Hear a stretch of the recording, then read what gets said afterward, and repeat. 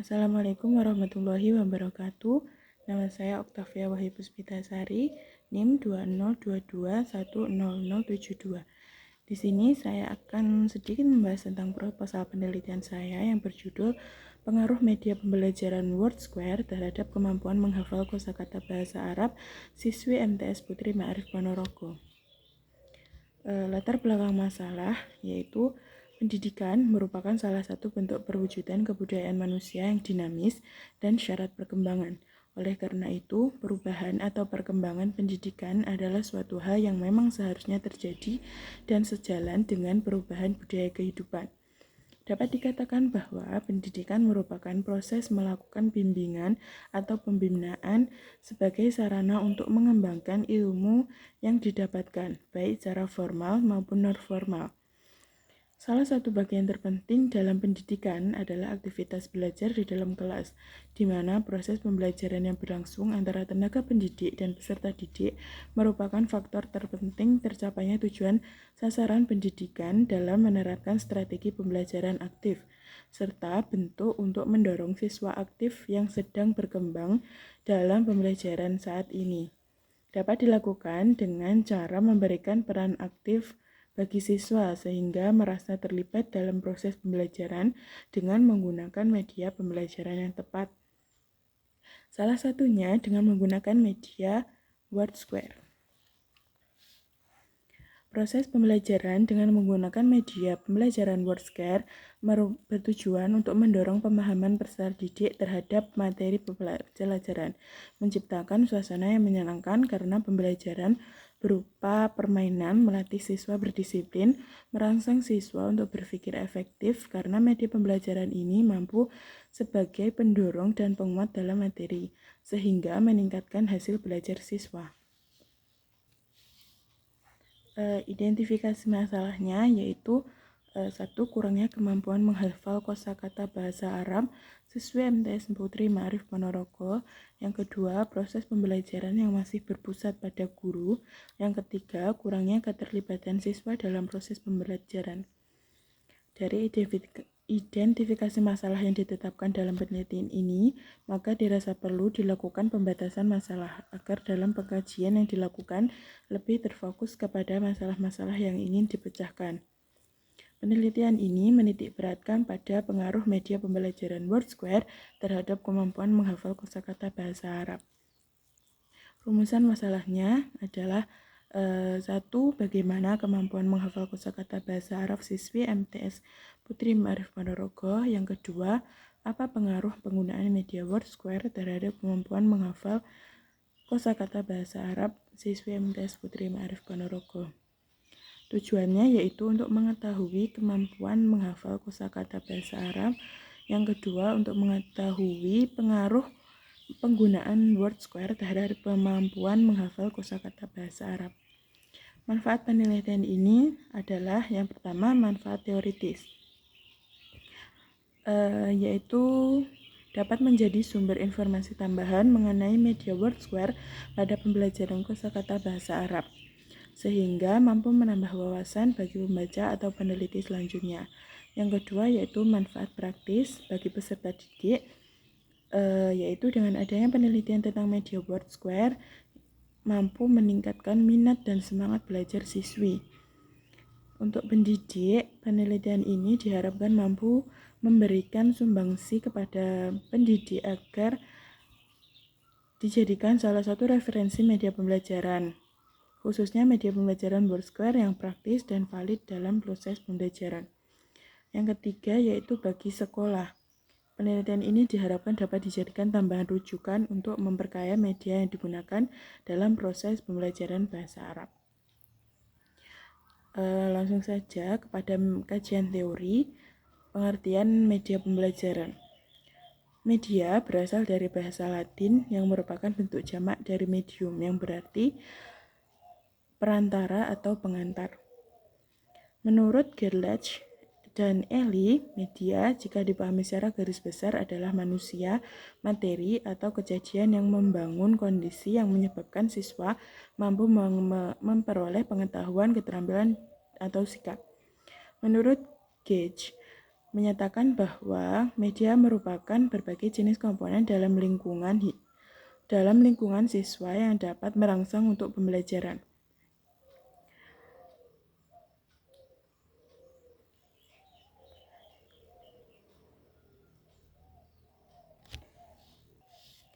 Menurut Gage, media pembelajaran adalah komponen sumber belajar yang dapat merangsang siswa untuk belajar.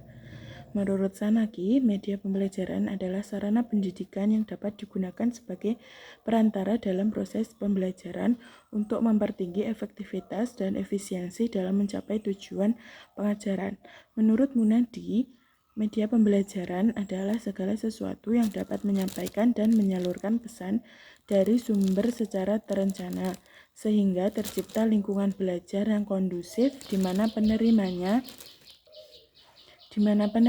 dapat melakukan proses belajar secara efektif dan efisien. Dapat disimpulkan bahwa media adalah segala sesuatu yang dipakai untuk mengantarkan pesan. Dalam kegiatan pembelajaran, media dapat disebut media pembelajaran sebagai perantara sumber pesan, yaitu guru dengan penerima pesan atau siswa, yang berisikan bahan atau isi pelajaran dengan materi tertentu. Karakteristik media pembelajaran itu ada 3. Yang pertama fiksatif, manipulatif, dan distributif. Fiksatif yaitu menggambarkan kemampuan media merekam, menyimpan, melestarikan, dan merekonstruksi suatu peristiwa atau objek. Manipulatif yaitu transformasi suatu kejadian atau objek dimungkinkan karena produk media pembelajaran memiliki ciri manipulatif. Yang ketiga, distributif. Ciri distributif media pembelajaran memungkinkan objek atau kejadian ditransportasikan melalui ruang dan secara bersamaan disajikan kepada sejumlah besar siswa dengan stimulus pengalaman yang relatif sama. Selanjutnya ada macam-macam media pembelajaran. Yang pertama adalah interaksi insani, yaitu interaksi komunikasi langsung antara dua orang atau lebih. Yang kedua, realita, yaitu bentuk perangsang nyata seperti orang-orang, binatang, benda-benda, atau yang lainnya. Yang ketiga, piktorial, yaitu penyajian berbagai bentuk variasi gambar dan diagram nyata ataupun simbol. Yang keempat, simbol tertulis merupakan penyajian informasi yang paling umum. Yang kelima yaitu rekaman. Rekaman adalah bentuk informasi yang dapat disampaikan kepada anak dalam bentuk rekaman suara. Menurut Arif Esadiman, media yang lazim digunakan dalam proses pembelajaran antara lain media grafis, media audio, media proyeksi diam, media audiovisual.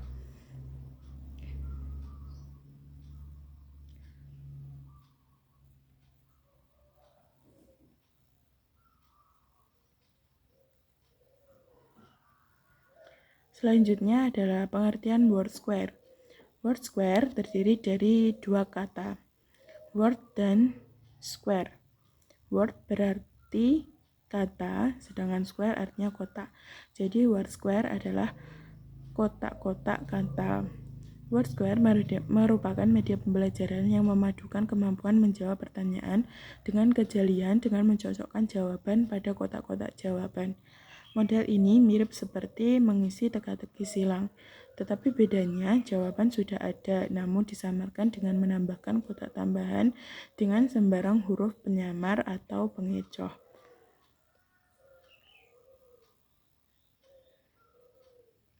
Word square adalah sejumlah kata bermakna yang disusun ke kanan, ke atas, atau miring di antara beberapa kata acak yang tidak bermakna. Dapat dijadikan permainan kata agar siswa dapat memahami konsep yang telah direncanakan guru. Word square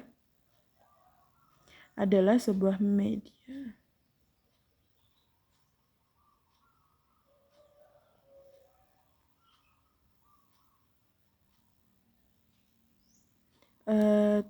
Tujuan belajar dengan menggunakan media WordSquare dapat memberikan kesempatan kepada siswa untuk berpikir dan bertindak imajinatif serta penuh daya hayal yang erat hubungannya dengan perkembangan kreativitas siswa. Karakteristik WordSquare yaitu yang pertama grid. Media ini memiliki kotak atau grid dengan ukuran tertentu, misalnya 4x4 atau 5x5 yang berisi sel-sel yang dapat diisi dengan huruf. Yang kedua yaitu kata. Tujuan dari permainan ini adalah untuk menemukan kata-kata yang valid dalam grid tersebut dengan menghubungkan huruf-huruf yang bersebelahan, baik secara horizontal, vertikal, atau diagonal. Yang ketiga yaitu kesulitan variabel. Tingkat kesulitan dalam WordSquare dapat bervariasi, mulai dari teka-teki yang mudah hingga yang sangat sulit, tergantung pada ukuran grid dan kompleksitas pola huruf-hurufnya. Yang keempat, kata kunci. Kadang-kadang permainan ini memiliki kata kunci atau tema tertentu yang harus diidentifikasi atau diisi dalam grid. Yang kelima, membaca dan merangkai kata. WordSquare melibatkan kemampuan membaca dan merangkai kata, serta pemecahan teka-teki. Yang keenam, melatih kemampuan berpikir.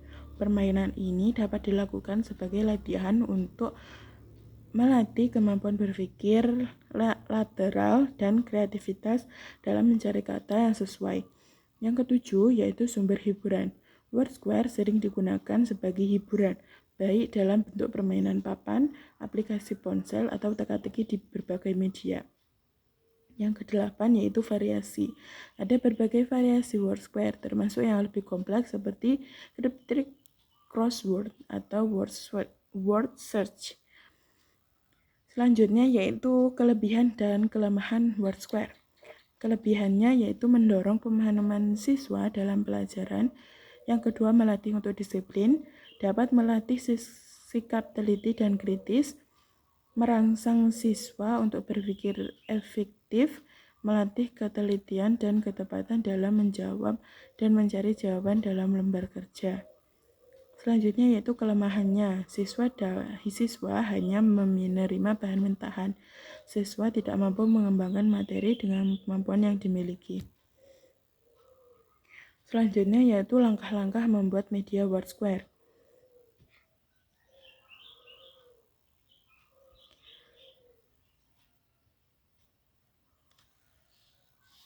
Yaitu yang pertama, membuat kotak sesuai kebutuhan. Kotak yang dimaksud di sini adalah kotak-kotak dalam tabel yang tiap kotaknya berisikan huruf-huruf yang diinginkan.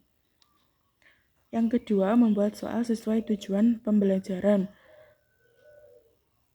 Soal-soal yang dibuat harus sesuai dengan tujuan pembelajaran khusus agar tidak melenceng dari materi yang sedang dilaksanakan. Selanjutnya yaitu pelaksanaan pembelajaran menggunakan WordSquare.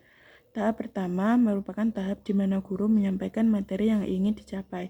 Tahap kedua merupakan tahap di mana guru memberikan media WordSquare untuk dikerjakan oleh siswa.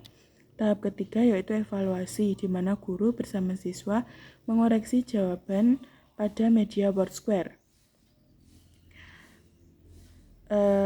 Selanjutnya yaitu tentang pemahaman. Pengertian kemampuan menghafal. Kemampuan menghafal adalah suatu usaha meresapkan ke dalam pikiran agar selalu ingat, yang dilandasi dengan kesanggupan dan kecakapan serta kekuatan di mana untuk mengetahui sejauh mana kemampuan yang dimiliki dalam mengingat sehingga dapat menghafalkan.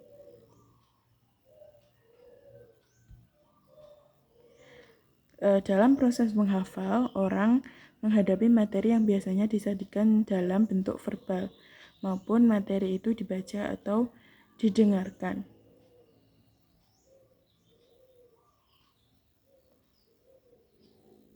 Dapat disimpulkan bahwa kemampuan menghafal adalah kesanggupan seseorang dalam menguasai suatu keahlian yang digunakan untuk mengerjakan berbagai macam tugas dalam suatu pekerjaan yang diucapkan di luar kepala tanpa melihat catatan dari pembelajaran tersebut. Yang kedua yaitu pengertian kosakata dalam bahasa Arab. Kosakata dalam bahasa Arab disebut mufradat atau himpunan kata yang telah diketahui oleh seseorang atau entitas lain yang merupakan bagian dari suatu bahasa tertentu.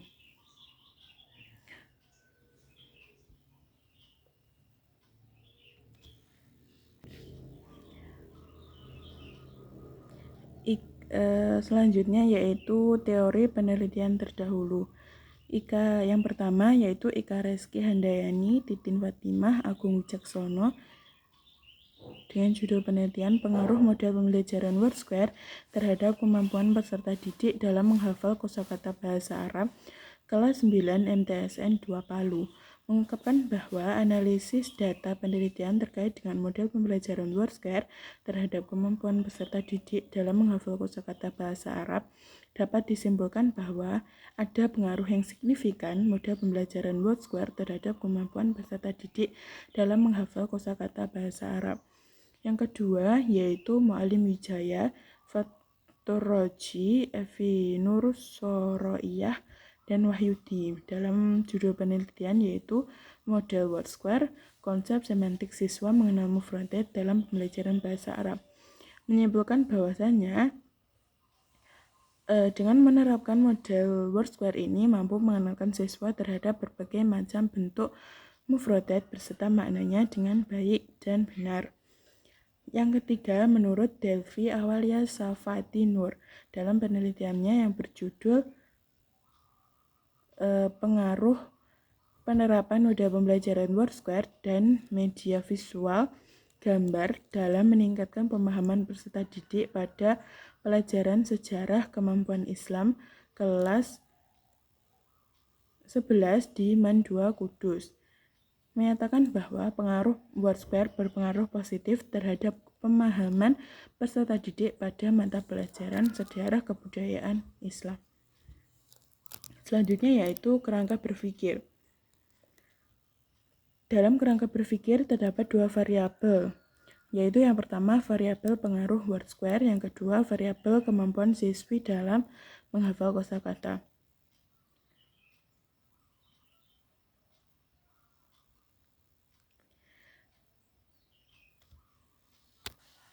WordSquare dalam penelitian ini diharapkan mampu meningkatkan kemampuan kognitif peserta didik. Peningkatan kemampuan kognitif peserta didik dapat dilihat dari kemampuan peserta didik memahami materi pelajaran, kemampuan menjawab soal dengan benar, dan mampu berpikir secara kritis. Pembelajaran dengan menggunakan WordSquare yang menyenangkan serta diharapkan peserta didik dapat meningkatkan pemahaman siswa dan dapat menjawab soal-soal yang diberikan oleh guru dengan baik dan benar. Di samping itu, dalam proses pembelajaran di kelas akan menciptakan suasana yang kondusif dan aktif, baik aktif bertanya ataupun menjawab pertanyaan yang diberikan oleh guru. Selanjutnya yaitu hipotesis. Langsung pada metode penelitian. Jenis penelitian yang digunakan peneliti adalah penelitian kuantitatif dengan metode eksperimen. Metode eksperimen adalah suatu cara untuk mencari hubungan sebab akibat antara dua faktor yang sengaja ditimbulkan dengan mengeliminasi atau mengurangi faktor-faktor lain sebagai yang mengganggu. Tempat penelitian ini berlokasi di MTS Putri Ma'arif Ponorogo, Jalan Sultan Agung nomor 81, Bangunsari, Kecamatan Ponorogo, Kabupaten Ponorogo. Waktu penelitian ini selama 1 bulan. Dalam kurun waktu 1 bulan, peneliti melakukan penelitian terkait mengumpulkan data, pengabsahan data, hingga hasil penelitian. Selanjutnya yaitu populasi, sampel, teknik pengambilan sampel. Populasi adalah keseluruhan sekelompok manusia, kejadian, atau benda yang diminati di mana peneliti akan meneliti. Jadi, populasi adalah sekelompok sesuatu yang menjadi minat peneliti, di mana dari kelompok itulah bisa dilakukan penganggapan umum atas hasil yang diperoleh dari penelitian yang dilakukan. Populasi dalam penelitian ini adalah seluruh peserta didik di MTS Putri Ma'arif Ponorogo. Sampelnya adalah seluruh peserta didik kelas 7 di madrasah di MTS Putri Ma'arif Ponorogo. Teknik pengumpulan data di sini ada 3, yaitu metode dokumentasi, metode kuesioner atau angket, dan metode observasi. Metode dokumentasi digunakan untuk memperoleh data yang berupa benda-benda tertulis seperti buku-buku, majalah, dokumen, peraturan-peraturan, notulen rapat, catatan harian, dan sebagainya.